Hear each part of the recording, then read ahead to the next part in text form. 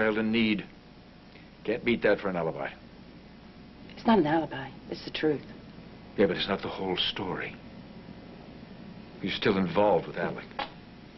I swear, I'm finished with Alec. I heard you on the phone with him. Sounded very intense. When I asked you what it was, you said it was a salesman.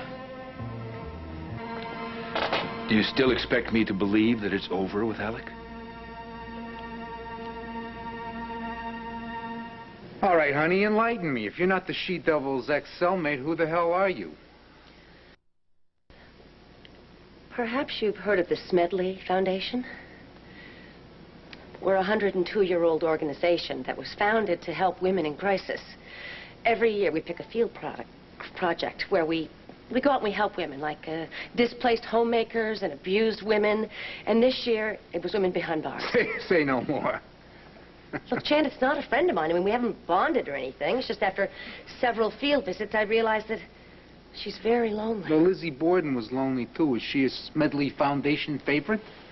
No one ever goes to visit Janet. She doesn't have any friends on the inside. You're not expecting me to rectify that situation, are you? No, that was my job.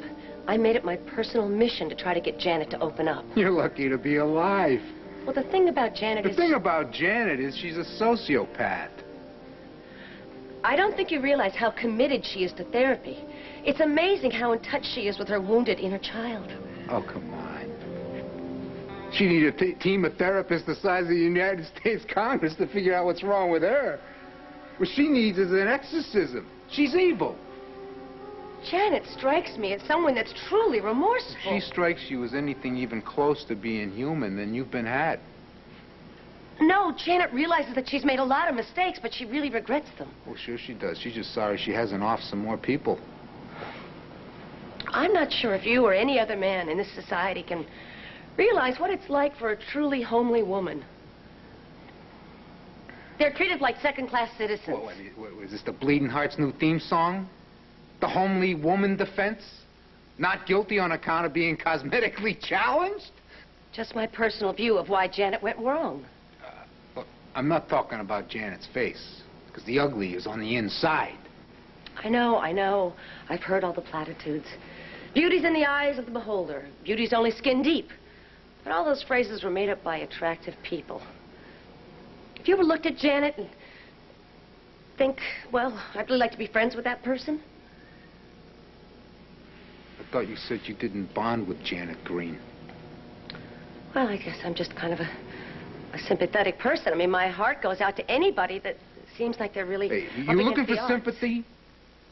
You came to the wrong house. Look, I made Janet a promise, and I don't think that I can leave here until I at least try to fulfill it. I don't accept requests from homicidal maniacs. How about from the mother of your daughter? Would you accept a request from her? Not a chance. Janet, she heard about your wife's tragic death. She's just concerned about Amanda. And when she heard I was moving here, she wanted me to find out certain things. That's all it is. That hag is questioning my parental abilities? No, that's not what I said. And she's sending you to spy on me? Is that it, No, huh? you've got it all wrong. I'm not spying on anyone. Well, you came to my door under false pretenses in order to get information about Trevor. I call that spying. What do you call it?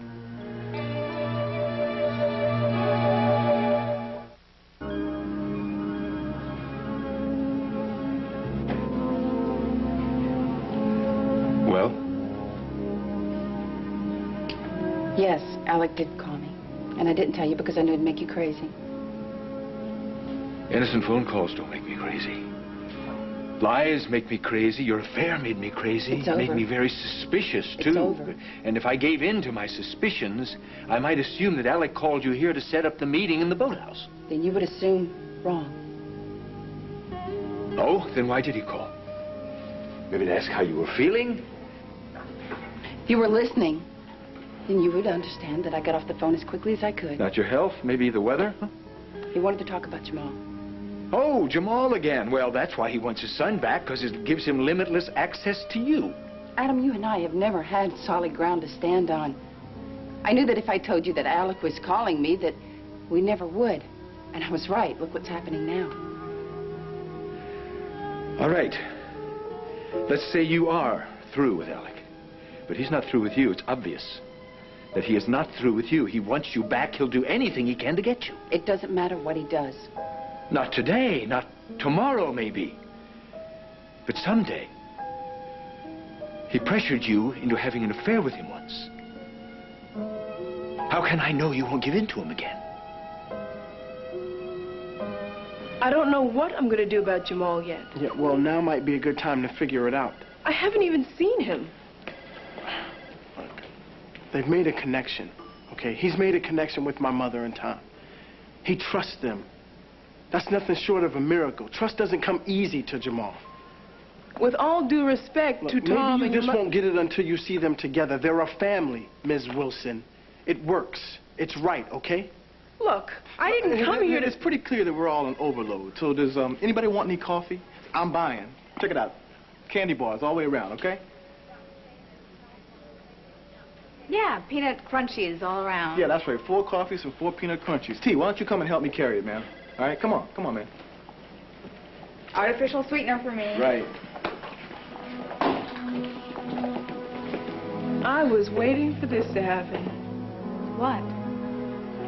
Tom and Livia have been ultra careful.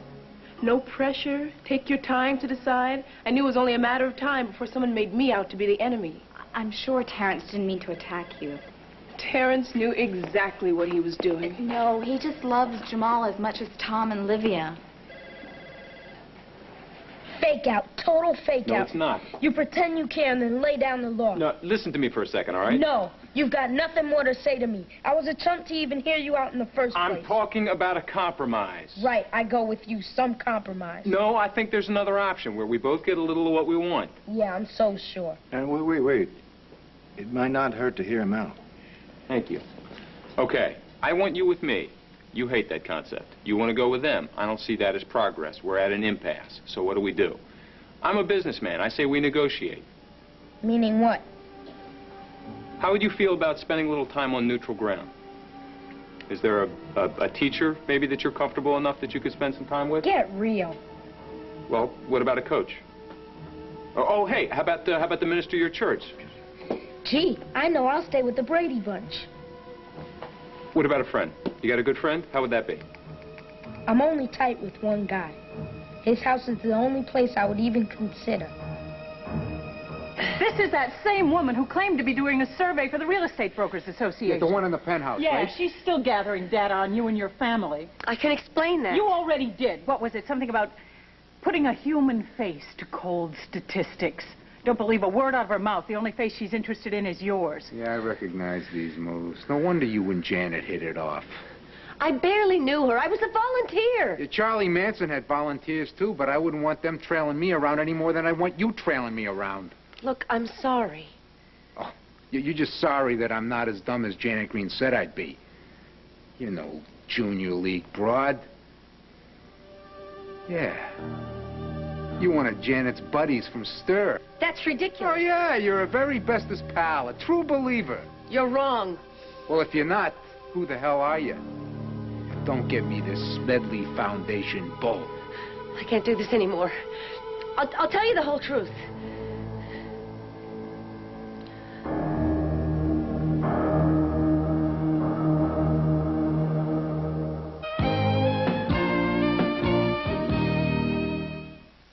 You got 15 seconds to give me the straight deal. Go. All right. Then I want the details. Details, of course, details. Janet and I did share a bond. You mean you are an ex-convict? No, nothing like that. I met her through the Smedley Foundation. That much is true. After several visits, we became friendly. I guess you could say we became close. On the basis of what? Your shared interest in social services? Janet touched something inside me. Yeah, well, if that's true, you got a serious dark side, honey. I was also wounded. Well, we have scars. We were just sharing common scars. That's all it is. Well, this still doesn't explain why you would do reconnaissance work for her. I guess it was the photographs. I just couldn't get those photos out of my head. Pictures of Amanda in her bumblebee outfit, and Amanda under the Christmas tree, and Amanda playing in the snow. Where did you see my photographs? Well, Janet showed them to me. You know, she's got all kinds of questions about her little girl. She just wants to know what time she gets up in the morning, what she likes to eat for breakfast. Does she like oatmeal or dry cereal? Is she potty trained? Does she have a play group? And why don't you just come to me and ask me directly? Janet said that if I mentioned her name, that you would slam the door in my face. I don't know what went on between the two of you, but she said there was hard feelings. Hard feelings? Yeah, that doesn't describe it. But that's just not half of your story. How come you're scoping out Laurel? Well, I think it's only natural that a mother would want to know who the primary caregivers are. Look, I'm not dangerous. Look, you people. I mean, I'm not skilled as an undercover agent. I'm an open book. I couldn't bluff my way through a card game. You don't have anything to fear from me. I gotta wonder about anybody who hooks up with a harpy from hell. Now, I'm gonna get personal here, and you're gonna give me answers. What is this deep, dark secret you share with Janet Green? I had a baby. A beautiful baby. And I lost her at a very young age. I don't know what Janet did. But I know there's no worse punishment than losing a child. What happened to your baby? I'm sorry. I can't talk about it. It's too painful. Come on and sit down over here. Come on. Come on. Thanks. Sorry I was so hard on you before. It's my fault for following you. No, following isn't it. It's who you were doing the following for. You see, in this house, Janet is a four-letter word. If you want neutral, I could slide over to Tim's place. Not Tim, Dillon. Fine, neutral's out. Well, no, wait a minute. Look, I know that you and Tim are good friends, and I think that's great, but... Oh, I have your permission on that? Gee, yippee, hooray. No, Jamal, it's just that I'd like to get to know Tim a little bit better. He'd be thrilled about that, I'm sure. Jamal, give me a break here. Come on, the Dillon household is hardly neutral ground. I mean, Trevor is an associate in your law firm, isn't he? And a good friend. Well, You said yes. a friend. He is my friend. Yeah, but Jamal, you're not getting this here. The idea is for you to take a step back, you know? Take a breath, clear your head. You don't mean a friend. It's another fake out. You mean a stranger. I don't hang with strangers anymore. I don't need to. I've got a family. It's Tim's place or no place. I'm not your touchy-feely Earth mother with piercing insights into kids, but anyone could see that Jamal's light was out when he turned up at Tom and Livia's. I know they're good people. I'm not disputing that. Good doesn't begin to describe it. I mean, they worked a miracle on that boy. Miracle. Terrence said that same thing. Why don't we sit down? Jamal was all attitude. He was so burned out that it was hard to remember that he was a child. But Tom and Livia, they broke through that and they pulled out this sparkling little boy. I mean, I don't know how they did it, and I don't know anyone else who could. I appreciate that. But that still doesn't give Terrence any right to... Let me tell you